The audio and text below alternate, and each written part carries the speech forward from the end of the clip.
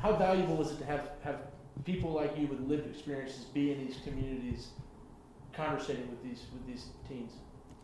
First, I'll start off with saying that first it has to be a trust thing. They have to learn to trust us as black men and people who have been through that situation of prison or whatever the case may be, to give back to help the community. And until they start trusting us or a group of us that's willing to do the work and do it from our hearts, then there's no change. So we just want them to trust us and speak with us, who are really a part of the community and doing the work. Herman, you talked about some definite things that can be done. Can you summarize those for me when it comes to capital and space? We need these programs, the individuals that are doing this work, they need the money, because it takes money to buy land. So they need the capital. They also need space or property where they can actually run these programs out of. Our city we got tons of vacant buildings that are sitting and they're boarded up, and the city is consistently paying the utilities to keep those on, the lights to keep those on, the water to keep all those things on, and yet these men are struggling to find spaces as to where they can bring these young kids off of the streets. So where are they going to put them once they've got them? Where are they going to take them to? The community centers have all been, used for transition housing for the homeless. And what are the kids left with? Another thing that they could use, and I spoke about this earlier, is they could use someone to come alongside them and help them to write these grants. There's tons of funds out there from like the Murdoch Foundation, the Collins Foundations, and different ones that have this money that can be used to reinvest back into the community, and they're not aware of all this.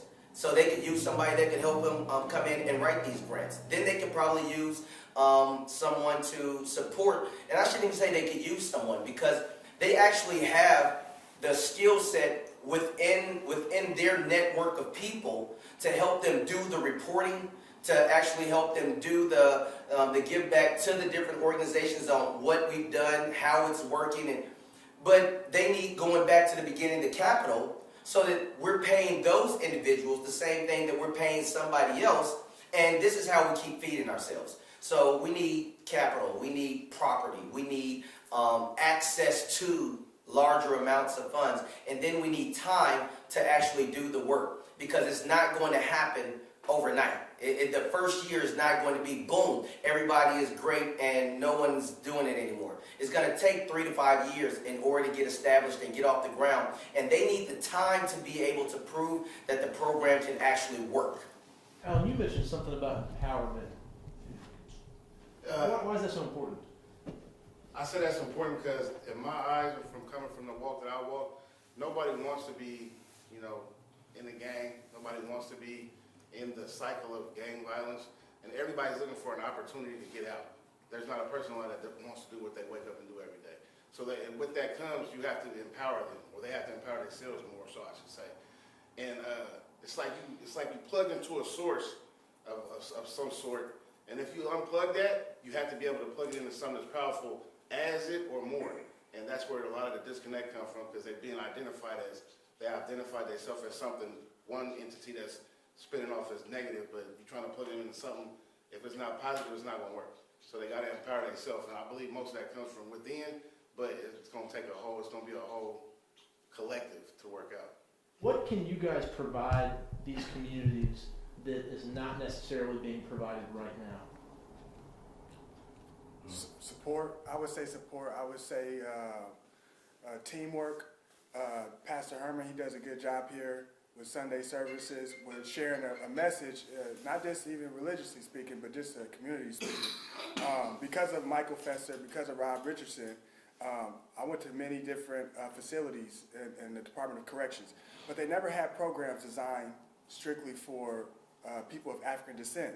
It wasn't until I went to Columbia River where I actually seen these guys in my image demonstrating these things, and as a result, 1 month since I was out, I got certified as a peer support mentor. A couple months after that, I began working at a mental health facility, working with other patients on parole, on probation, And so just community and supporting each other in that sense. That's what we could offer each other love. What changed things for you guys individually? And you guys can take turns answering. I would say healing. I would think the healing piece that comes internally with being able to address some of my mental health needs and some of the substance abuse things that I had going on. But just stepping into the realm of an open space that doesn't get talked about, which is as a black father, you know, being that present parent to my children. You know, that was an area I didn't have growing up. You know, but at the same time, that's also an area that's not looked at, that doesn't get a lot of publicity. You know, we are black fathers, we are here, we are standing up for our community, and we are in the home, you know, doing the work. So being responsible, and that healing piece, like really just taking an internal look and healing from within. I want to come back because you asked the question earlier, like another thing that this group can offer. When you look around this group, this is not a textbook, this, that, or the other.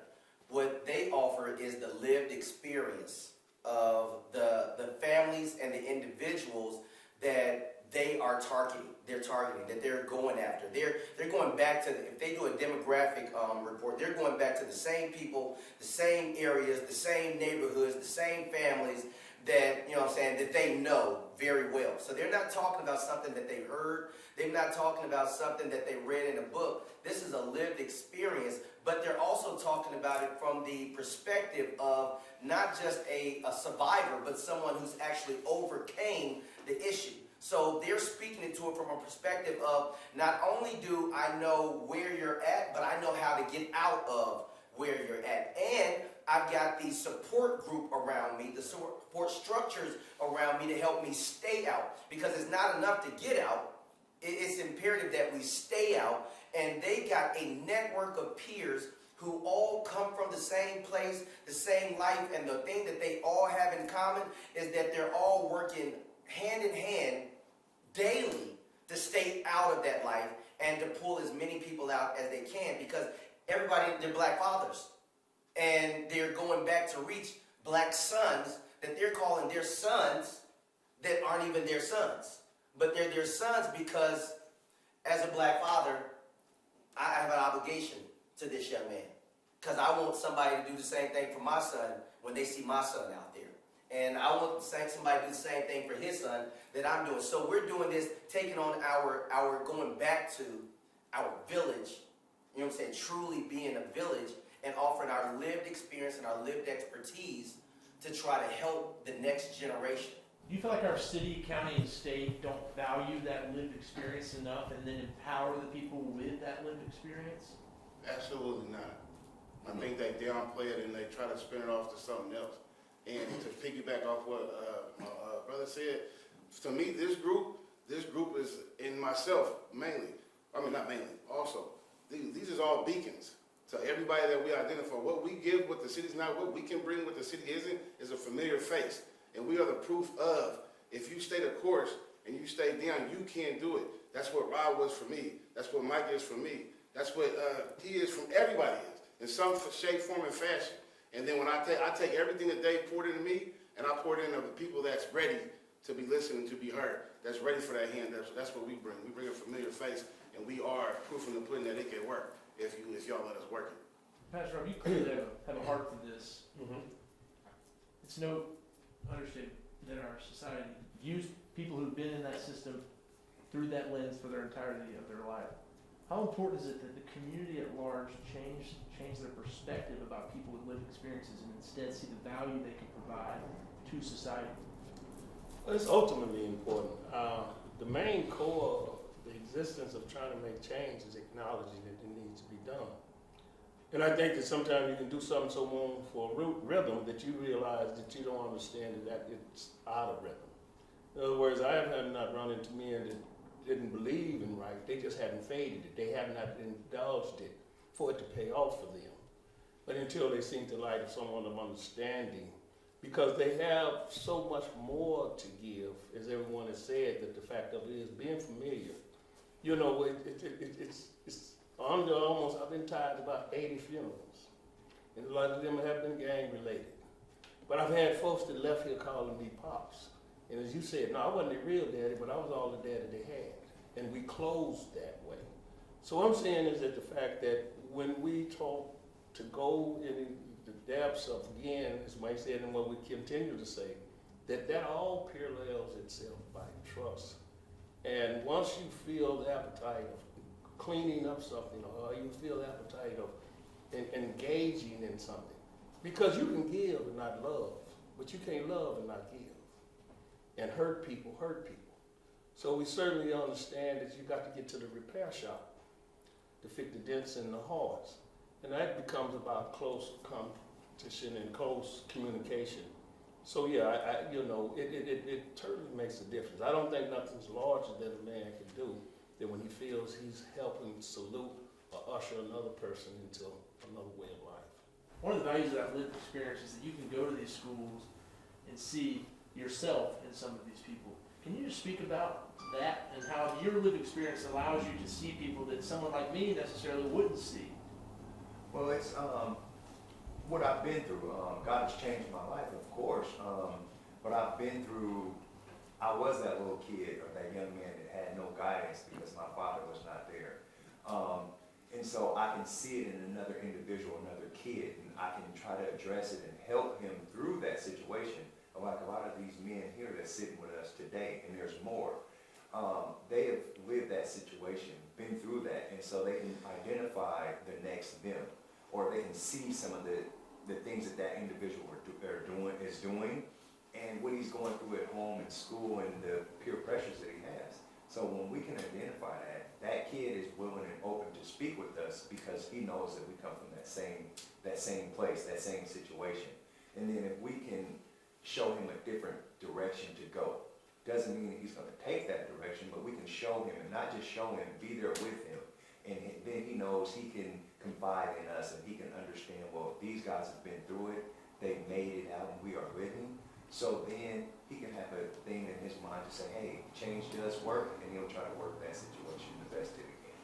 Supporting you guys and the programs you guys have seems like a tangible way that all the people who are talking about racial equity now, instead of just talking the talk, would walking the walk be giving you guys what you need to be successful with the passion you guys clearly have to make a difference? Is that just one tangible way that all the talk can be effectuated into action? It's a start. Yeah. It's a whole lot more to it. That's definitely a start. That's a starting point, because it's going to take financially for everybody to be financially freedom and strong to start moving how they need to move, to stop worrying about what they need to work, to actually be their true self, to start the healing process, as my brother said, because that's a big part of it. There's a lot of hurt people out here that's stretched out under distress with mental illnesses, and it's all panned up together. But that's definitely a start of the conversation. No, for me personally, like I've been in several different type of organizations, but there wasn't really any African Americans in there. And while I was able to some way navigate through that, because of all the things that have taken place against African Americans, there was still psychically in my mind where I held a little bit back. I didn't trust all the way because of the trauma that I experienced in America as a black man. But then being able to see Michael Fesser, Rob Richardson, James, and other people like that, right? I was able to have more hope to take that step and to see, oh yeah, it is possible. And I actually told Mike that when I was in prison. I said, I want to do what you do. The opportunity and the resources is the foundation of the solution to this situation in this community. As I was stating earlier, there's been repetitive activities of not providing that. As Mr. Green was saying, that we need all of those resources in order to put out the solution blueprint, in order to have us to be able to do what we do best, is go out there and show support and show guidance and also influence. One of the main things is, like they said, mental health, and having the ability to influence, encourage the youth and the community in general. We have a lot of others who are suffering out there. There are senior citizens who are suffering out there. There are disabilities, disabled people out there. There's a lot of different, it's not just one situation. This is a route to community support, and so opportunity and resources is definitely needed in order for us to be able to perform these duties to our community. No one in this room has a problem with white America. Let's first and foremost, Right, out the gate. That's not what this is about. That's not it. What this is about is, I understand my culture. When we bring that to the table, we're bringing our culture, we're bringing our lived experiences, we're bringing our understandings, we're bringing all of that to the table. So the young man or the young woman that we're now in front of, they don't have to spend the next 10 weeks trying to help us understand culture.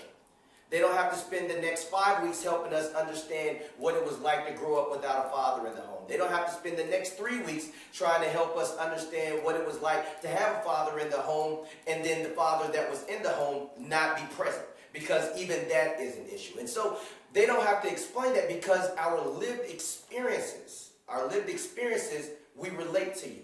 And so it's imperative that we have someone who looks like them, whether it be a male or a female, but someone who's going to look like them, know where they come from, and be able to relate to them, but more importantly, that they're going to be able to relate to. But for them to be comfortable looking at the face that they're going to be entrusting their livelihood with, because that's what they're doing, and that's what they're risking. I'm going to put my life in your hands. Can I trust you with that? I don't think you could justify not giving us resources. We can write, we can evaluate the programs, we do the work frontline. So we got the audience because we got the trust of the community. We got all the elements. It's just getting the resources, the building, financial, and then not all the time. Like if it's a grant, it's having so many restrictions on what you can do that we can't really be effective in our work. I mean, we've been out. It's just a normal life. What that brother just named off, what Mike just said about action, if black lives truly matter, be practical, like how Herman said, share some of those resources. If they really don't, thank you for standing out there in the rain, but how can we be practical? Imagine them having a space that they could call their own, that they could say, where I know if you go over there, you're going to get help. I know if you go over there, you're going to get support. I know if you go over there, they're going to help you with whether it's a GED, or they're going to help you get a job. They're going to help you and get certified in different skill sets. What we're beginning to tap into is the self-awareness and the empowerment of the black man, of the individual, to understand that he has value and he has worth, and it's not necessary for him to maim, harm, or injure another black man or another black child to prove his value. We're trying to put a curb on the gun violence. We're trying to stop us from hurting each other. We're trying to get us to feed each other.